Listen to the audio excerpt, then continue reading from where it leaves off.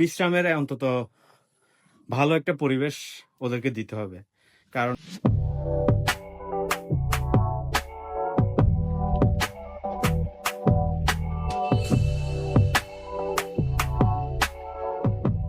আসসালামু আলাইকুম। সবাই কেমন আছেন? আশা করছি ভালো আছেন। সবাইকে নতুন একটা ভিডিওতে স্বাগতম। তো আজকে আসছি সকালবেলা। সকালে আসার সময় কিছু কাঁঠালের কলম আনছিলাম। প্লাস হচ্ছে যে কিছু ঢাল কেটে নিয়ে আসছিলাম আমাদের ছাগলের জন্য। তো ওগুলো নিয়ে সকাল থেকে ব্যস্ত ছিলাম। এখন চাচারা যাচ্ছেন খাদ্যের জন্য। তো এখন আমি বসে থেকে কি করব? টুকটাক কাজ করাচ্ছিলাম। এই ফাঁকে দিয়ে খাদ্য চলে আসছে। তো এই ফাঁকে আর বসে থেকে কি করব? টাইম পাসের জন্য। তো এইজন্য বড়শি নিয়ে বসলাম। এই তো বড়শি ফেললাম। এইখানেও ঘুরতে হবে এরকম কোনো গোল সেট করে বসি নাই আমি। বেসিক্যালি টাইমটা পাস করার জন্যই বসছি আমি। এই আর কি। তো এই দেখেন, এই যে দেখেন মাছ টানতেছে। কিন্তু ওর ইয়েতে বড়শিতে কিন্তু ফিড নাই, বড়শিতে আটা নাই বা বিস্কিট যেটা দিছে এটা নাই, এটা অলরেডি খেয়ে ফেলছে আমি শিওর।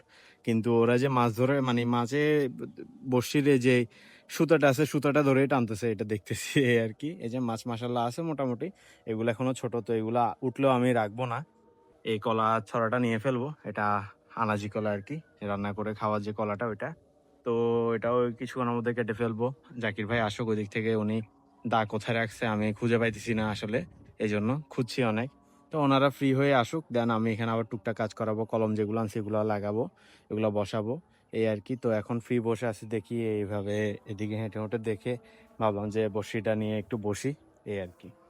এখানে মোটামুটি মাশাল্লাহ তেলাপিয়ার আপনারা হয়তো দেখতে পাচ্ছেন, এই যে তেলাপিয়া মাছ, কিছু রেনু আছে, কিছু পোনা আছে, কিছু মাশাল্লাহ মাঝারি সাইজের আছে।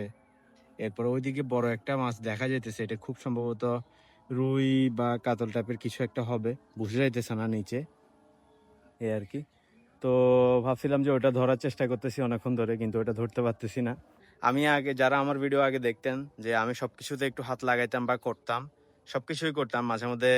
যদি প্রয়োজন হইতো এটা দেখাই না আর কি আপনাদেরকে, কখনো প্রয়োজন পড়তো তখন আমি নিজেও ঘাস কাটছি, এরকম সময় গেছে। কিন্তু এখন আমাদের যেহেতু লোক 3 জন আছে, এই জন্য একটু ধরা কম লাগে। একজন মুরগির ঘরে লেগে থাকে আর 2 জন বাইরে থাকে, ওনাদেরকে দিয়ে আমি টুকটাক করে, এটা আপনারা জানেন সবাই। এই কয়দিন অবশ্য ভিডিও দেখে আপনারা অবশ্যই বুঝছেন আশা করি এই আর কি। তো এই জন্য আমি একটু রিল্যাক্সে এখন থাকি, যতদিনে খামারে থাকি এই জন্য একটু রিল্যাক্সে থাকি এই আর কি। বাট এমনি হেঁটে হুঁটে সব কিছু গাইড করে ম্যানেজ করে ট্যাকেল দিয়ে সব কিছু করানো লাগে এই আর কি। এই জন্যই আসলে সবসময় নিত্যদিন মানে প্রতিদিনে আসা এই আর কি। তো যাক, আপনার সঙ্গে থাকুন, আমি কলমগুলো আমরা কোথায় লাগাচ্ছি না লাগাচ্ছি এগুলো সবগুলো দেখাবো আপনাদেরকে। যে আমি যাইতেছিলাম ওই পুকুরের দিকে যাচ্ছিলাম, তো এসে দেখি যে মোটামুটি আমাদের গরু চারোটাই ভালোই বিশ্রাম করতেছে। একটা কথা বলার জন্য আসলে আমি গরু ঘরে ঢুকে আপনাদেরকে এই ক্লিপটা নিতেছি। কারণ হচ্ছে যে মানে যারা গরু লালন পালন করেন তাদের অবশ্যই এই জিনিসটা মাথায় রাখতে হবে যে গরু ছাগল বা অন্যান্য যেসব জীবজন্তু বা গবাদি পশু আপনারা লালন পালন করবেন, ওদের অবশ্যই একটা সুন্দর একটা বিশ্রামের জায়গা বা বিশ্রামের অন্তত ভালো একটা পরিবেশ ওদেরকে দিতে হবে। কারণ ওরা তো আর সারাক্ষণ খায় না। যেগুলা খায় বা সকালবেলা কাঁচা ঘাস দেওয়া হয়েছে, জাকির ভাই কাঁচা ঘাস এনে মোটামুটি সবগুলোকে দেওয়া হয়েছে। দুপুরে ওরা আবার খাদ্য আনতে গেছে, আমাদের মুরগির খাদ্য আসছে, ওগুলো আনতে গেছে। ওগুলো আসার পরে মানে নিয়ে আসার পরে বাকি খড় দিবেন আর কি। তো এই ফাঁকে ওরা সকালের খাওয়াটা খেয়ে এখন একটা ভালো করে একটা বিশ্রাম নিচ্ছে। ওই বিশ্রামটা আসলে ওদের জন্য খুবই প্রয়োজন। ওরা যা খাইছে এখন এগুলো বসে বসে ওরা বিশ্রামও করতেছে, সঙ্গে জাবর কেটে কেটে ওগুলোকে একটা হজম করারও চেষ্টা করতেছে বা হজম করতেছে। এটা আসলে খুব বেশি জরুরি। পরিবেশটা ওইভাবেই ক্রিয়েট করতে হবে বা পরিবেশটা ওইভাবে দিতে হবে। সকালবেলা মোটামুটি ক্লিন করা হয়েছে, এখন আবার একটু পরে আবার ক্লিন করা হবে খাবার দেওয়ার আগে। তো ওদের বসার মতো যে স্পেসটুকু আছে ওরা ওই স্পেসটুকুতে মোটামুটি খুব সুন্দরভাবে বসে বিশ্রাম নিচ্ছে। দেখতে পাচ্ছেন আমাদের গরু বড়টা ওইদিকে আরাম করে হেলান দিয়ে ওয়ালের সাইডে বসে আছে, এগুলো একদম আরাম করে। তো আমি আর সামনে যাব না, গেলে হয়তো দাঁড়াই যাবে এই আর কি। তো এই জিনিসটা দেখানোর জন্য আমি এখানে ভিডিওটা ছোট্ট একটা মানে ক্লিপ নিতে ঢুকছি এই আর কি। A few moments later. মাছ ধরতেছিলাম, এই ফাঁকে খাদ্য আমাদের আনা হয়ে গেছে। তো মোটামুটি ভালো পরিমাণে মাছ পাইছিলাম। মানে 95%ই ছেড়ে দিছি, কারণ হচ্ছে মাঝারি সাইজের তেলাপিয়া, ছোট সাইজের তেলাপিয়া, এই জন্য ছেড়ে দিছি।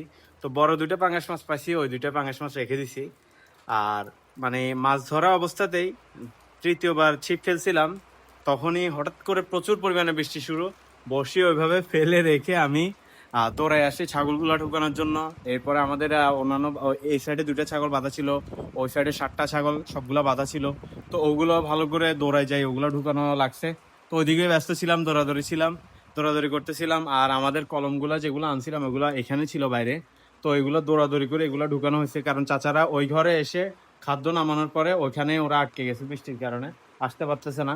তো কলম যেগুলো আমাদের যে 4টা কলম করছিলাম নিয়ে আসছি, ওই কলমগুলো আমি কোনো রকম ঢুকে রাখছি, যাতে আবার গোড়াতে পানি জমে গেলে আবার গোড়াটা পচে যাবে। এই জন্য তাড়াতাড়ি করে আমি এগুলো ঢুকেছি, কোনো রকম দাঁড়া করে দিছি, কোনোটা শোয়াই দিছি, যাতে পানি থাকলেও পানিগুলো চলে চলে যায়, শুকায় যায়, এই আর কি। ওই জন্য তাড়াতাড়ি করে এগুলো ইয়ে করছি। আর কলমগুলোর মধ্যে সবচেয়ে বড় কলমটা হচ্ছে ওই যে শোয়ানো যেটা, ওটা একটু মোটা ডালে করছি, মাশাল্লাহ ওইটাতে ভালোই শিকড় আসছে। আপনাদেরকে দেখাই, তখন তো দেখাইতে পারি নাই। এটাতে মাশাল্লাহ ভালোই শিকড় আসছে, এই যে। তো এটা হওয়ার পসিবিলিটি আশা করতেছি, বাকিটা আল্লাহ ভরসা, যদি হয় আর কি। আর ছাগলগুলো এই তো কোনো রকম দৌড়ায় আনি বেঁধে ফেলছি, এই যে ঠিক মতো গুছাইতেও পারি নাই, লাইন করতে পারি নাই। আর মাছগুলো ওইখানে রয়ে গেছে, আমি বসি তাড়াতাড়ি করে দৌড়াই এনে ছাগল ঢুকানোর পরে বসিগুলা ঢুকাইছি, এই আর কি। তো এইভাবে যদি বৃষ্টি লেগে থাকে তাহলে আমরা কলমগুলো আজকে লাগাইতে পারবো না, তো সমস্যা নাই। কলমগুলো এমনিতেও বিভিন্ন ইয়াতে দেখি যে কলম গাছ থেকে কেটে ফেলার পরে 2-1 দিন যদি এভাবে রাখা যায় তাহলে বেশি ভালো হয়। তো থাকুক, সমস্যা নাই, এগুলো আগামীকালকে লাগালেও কোনো সমস্যা হবে না। আর যেগুলো ছাগলকে খাওয়ানোর জন্য আনছি ওগুলা এখান দিয়ে আছে। তো আমি আজকে মোটামুটি 1 রিক্সা পরিমাণে জিনিসপত্র আনছি। কাঁঠাল গাছের অনেক ঢাল কেটে আনছি, এরপরে কাঁঠাল গাছের এইগুলো তো মোটামুটি অর্ধেক রিক্সা ফিল আপ হয়ে গেছে, এগুলো অর্ধেক, এই আর কি। আর ছাগল এই কবুতরের জন্য গম আনছিলাম।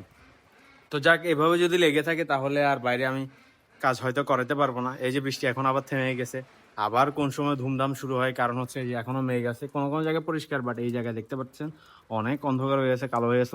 ওইসব সাইডে মোটামুটি ভালোই বৃষ্টি হচ্ছে দেখে মনে হচ্ছে, এই আর কি।